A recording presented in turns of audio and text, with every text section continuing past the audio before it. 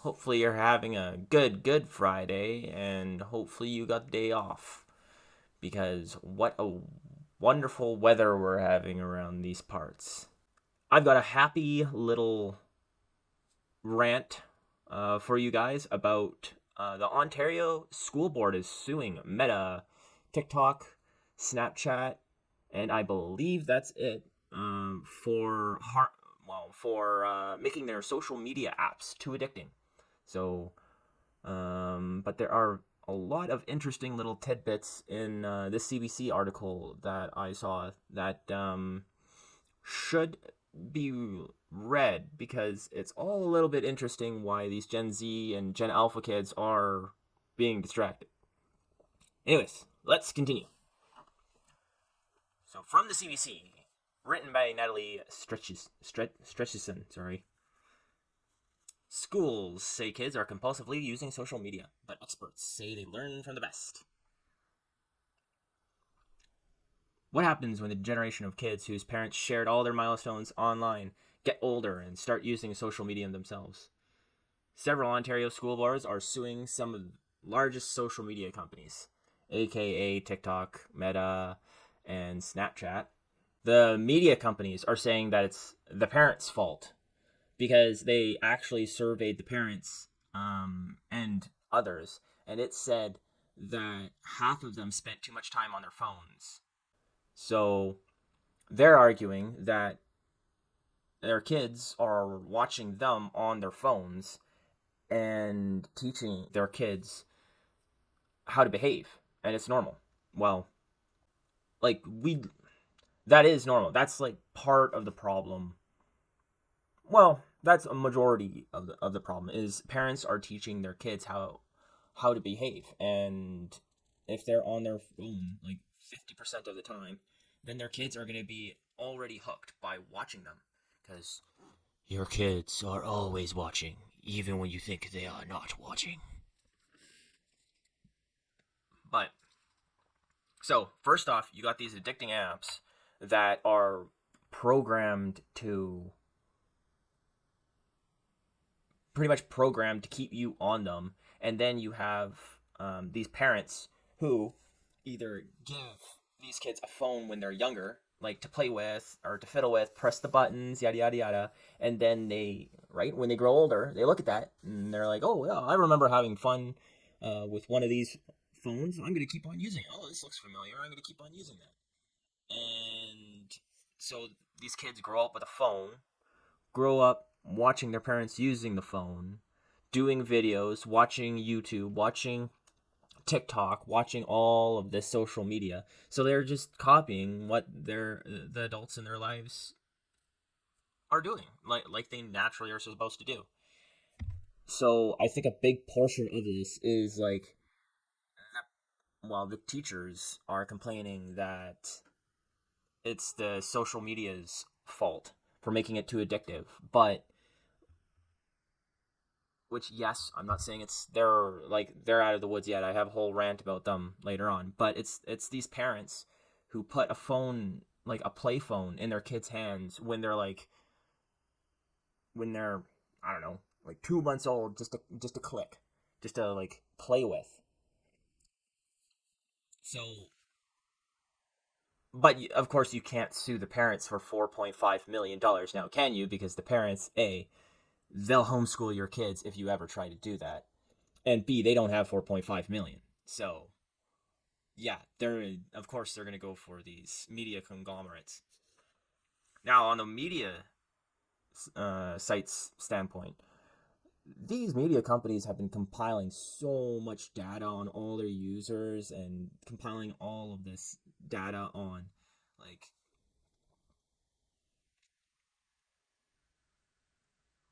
like how to make their um, devices so addicting that it pretty much it's their fault for addicting the parents. So if the parents are already addicted, of course they're going to be on their phones. So I mean, the majority of this is like, I don't know, like I understand the social media's why, they would want to make it addicting, but the way they should do it is like um, try to put on filters to make it less addicting for children or something. Be aware that like social media isn't for children; it's for adults. Though they don't do this because it's like just like every other corporation, they want you hooked when you're a kid because then you're hooked for life. So just like the food companies, just like tobacco, it's all the same. Anyways, going down here, they say the allegations have not been proven in court. This would be the Ontario School Board alleging that Meta and other companies are making their platforms too addicting. And the Meta and the other platforms are alleging that it's not their fault, it's the parents' fault, right? That's what they're talking about here. CBC Toronto has reached out to the companies named for comment. In statement, Snap said that the platform had designed to be different from the traditional social media without the typical likes or public comments. Which Snapchat is different. I believe like right when you open it, it opens the video right away, and then like after it's sent, I think it's like 10 minutes, and then it's gone. So I don't really like. Sure, it doesn't have the likes and dislikes. I don't use it, so I can't really say anything about Snapchat. I've used it for like a day, so once you subscribe and like, you can comment below and tell me how terrible Snapchat is or good. A TikTok spokesperson highlighted the platform safeguards such as parental controls, which do nothing. Like, quite literally, your parental controls do nothing. A kid 12 years old can figure out how to undo parental controls on your phone. That is like the worst excuse. If you're gonna put on parental controls, you better put it on like under a password. So the parent has to put in a password to access the parental controls. Because I remember having a computer back then, and the computer had parental controls put on. And let me tell you, I definitely knew how to take off those parental controls. Let me tell you that. Yeah, wink, wink, nudge, nudge. Anyways, our team of safety professionals continually evaluate emerging practices and insights to support teens' well-being, and we will continue working to keep our communities safe, the spokesperson said. And this is for TikTok, the app that's shown to melt our youth's minds. It melts my mind when I use it. I don't know if you guys remember my rant about TikTok when I said the first time I used it. I was like, oh, I'm just going to check this out for like 20 minutes. 2 hours later, I'm like, what happened? Why is it? It was 12 o'clock just a minute ago. Now it's 2. Where did my day go? But yeah, I know. I mean, TikTok's fine. I'm sure. Sure, it's fine. Then they have a bunch of graphs of what I was talking about before, earlier, about when Pew Research Center, who released a report about how parents and teens approach their screen time. This included 1,453 U.S. teens, 13 to 17, and their parents. And apparently, nearly half the parents say they spend too much time on their own phones. So we can say all of U.S. parents, 47% say it's too much. And it says down here for household income, 47%, 50% is 75K plus, 30 to $75,000, 41%, and 30 under 30,000 is 38%. So it looks like we'll say, not rich, but more well off.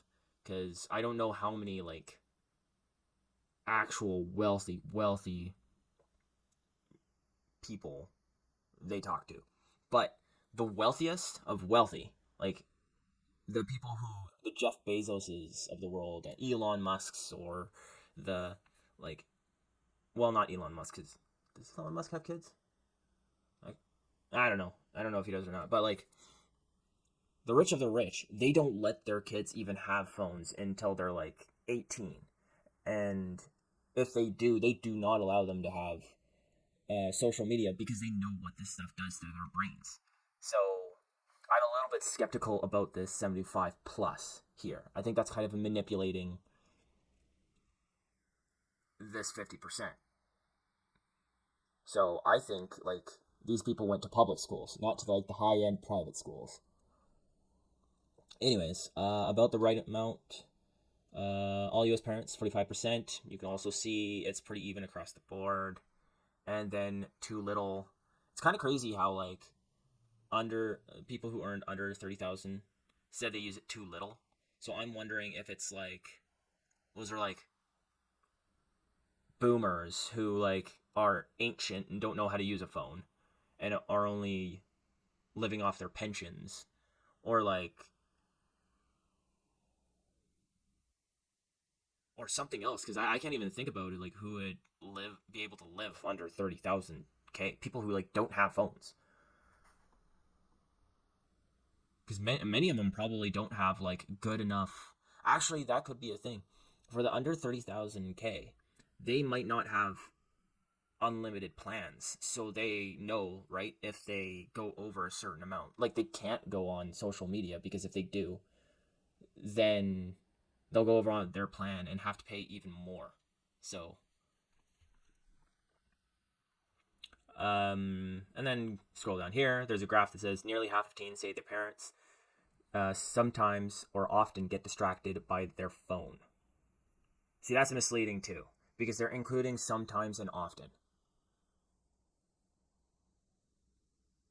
Oh, no, no, no.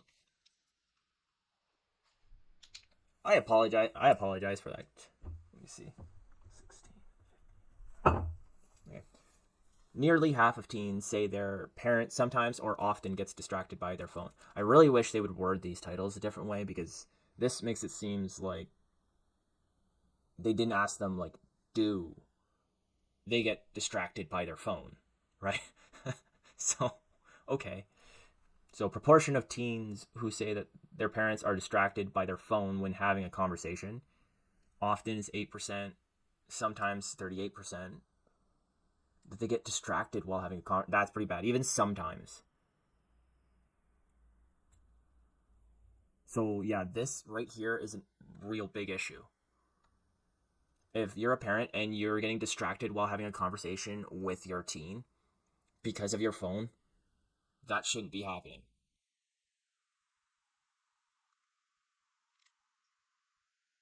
And then down here it says a proportion of parents who say that they are distracted by their phone when having a conversation with their teen. And of course, less parents are going to say that, but I'm going to actually trust the teens on this one. Because, of course, a parent would say, oh, no, I'm not distracted. It's like, sure. Oh, man. And then they go to sharenting. I'm old enough to actually remember the beginnings of this stuff. You can't see me right now, but I'm like, I'm just massaging my face right now out of pure cringe. All right. A term to describe parents sharing their children's lives online. Sharenting has existed since the 2000s, which the rise of so-called mommy bloggers and family influencers, or people who are going to ruin their kids' lives when they grow up. But it increased dramatically during the pandemic, researchers have found. Oh, actually, not just when they grow up, but they're going to ruin their kids' social lives when their peers figure out that they have a channel. Because a lot of that stuff should be public, and names come out of it, and kids are cruel. And that's just a caveat for all you parents. Do not become mommy bloggers. So this just goes on to say that more parents during the bad cough started doing this mommy blogging, quote unquote, and got more comfortable with it. And then they talk about different books about it, and this lady, Leah Plunkett, she quotes here, says, kids are cute, they're funny, and in many instances they're sort of natural comedians and performers. Plunkett, who is also the executive director of Harvard Law School, blah, blah, blah, they also cannot say no. Ding ding. Also, all of that stuff will be online forever, and So when you're like a little baby or a little toddler doing something stupid or goofy or yada yada yada that you regret or don't want to remember, it's still going to be out there, and well, and people will remember it, and people will be able to bring it up on their phones. So yeah, I bet this is causing a little bit of mental stress for the ones who used to be kids during this time. The dark side of social media and kids. So what pretty much they were saying with this, and I agree with them, and pretty much in every facet of the way, except they use cosmopolitan, like the quote cosmopolitan, which I have an extremely big beef with it, but I'll say that when we get there. So it could have a potential legal and criminal consequences for kids, likely identity theft or fraud. Which yes, and this I didn't even think of when I first saw the title and started reading this. I didn't even think of that it can actually do this for kids. But I looked it up online, and apparently there's been many and many of stories of kids. They go to get loans when they're older, and they find out their credit is just ruined. That somebody took out a loan way longer or way in the past, and they use all the information that they had online, and then yeah, somebody pretended to be them. So, and all it takes is like one teller who's just too nice. One teller that's too nice, and then bam.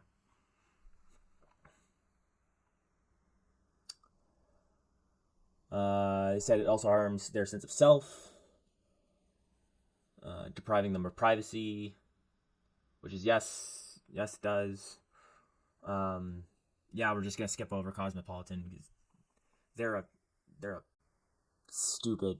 I don't even know why they're still around. They lied to women saying they should be about like what men like and why they're better than men. Anyways, that's a whole nother video, and if you fight me on that, there's a lady who wrote for Cosmopolitan who came out and said this exact same stuff. But like I said, that's different. They quote here saying people are worried that their privacy is being exploited, that their vulnerable moments are being exploited, that they're going to grow up with this online footprint that they didn't ask for, sometimes reaching back for gestation, which is a really striking, which I just said in my own words, not those fancy words the journalist used. And they go on and on to say how social media is addictive for kids, and it shows them a world that they're not ready for. It gives them traumas, which we know TikTok shows a lot of more adult content. Well, like teen content to toddlers, let's just say. And there's been cases of showing death to little kids, stuff like that. And just like scrolling, the unlimited amount of scrolling, and it melts their attention spans.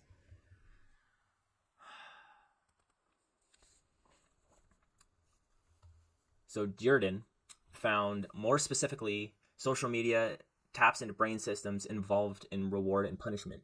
It also exposes their developing brains to early life trauma and stress, not only through cyberbullying and inappropriate content, but also by affecting their comparison, self-esteem, and addiction and dependency systems. Yes, all of those, all of them above.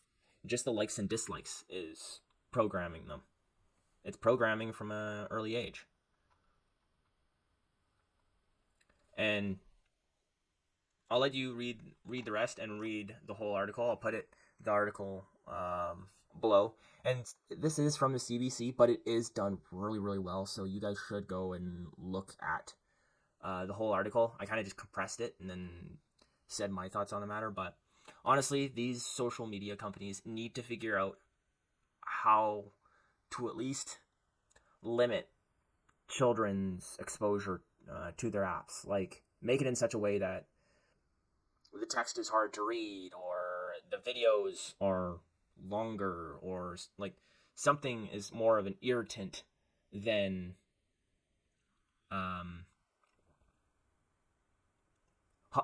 hostile architecture for social media. That's what they need. Like hostile architecture type of we want like the text to be purely in bold. All of the text is in bold.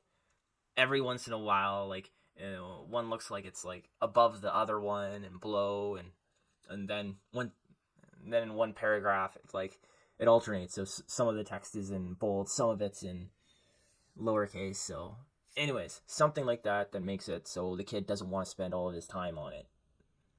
But of course, they're not going to do this because then there's not enough money in it for them, right? It's keeping people off of the platform. So I don't know what you do. And 4.5 million for the Ontario, to be completely honest, 4.5 million is not a lot of money for these three companies. That's like 10. Oh wait, billion. I thought they said million. Okay, billion. Okay, that's quite a little bit. But what I'm truly hoping for in this is that they don't settle, they sue them, and then in discovery, and I think this is how it would pan out, but I'm not too right in law because I think this is a civil lawsuit, so I don't know if civil and criminal like kind of goes the same way, but I'm hoping that if I am right, that some things will come out in discovery and show how these companies are tracking the kids, how they're addicting the kids to their social networks, and at least the parents can be like more prepared or more armed with ways to stop their kids from using these platforms. But I guess all we can do right now is hopefully the Ontario's Teachers Union will win. And you parents out there, make sure you're not on your phone all the time. Don't don't become mommy bloggers, and just spend time with your kids in the here and now, right? Do stuff the old-fashioned way. Phones are good for pictures and good for all of that other stuff, but just not for TikTok, just not for Facebook, and don't give your kids a phone until they're like old. But that's just from a guy who complains on the internet. So I don't even have kids. What do I know? But that's it for me. Have a good long weekend, and I'll talk to you Saturday.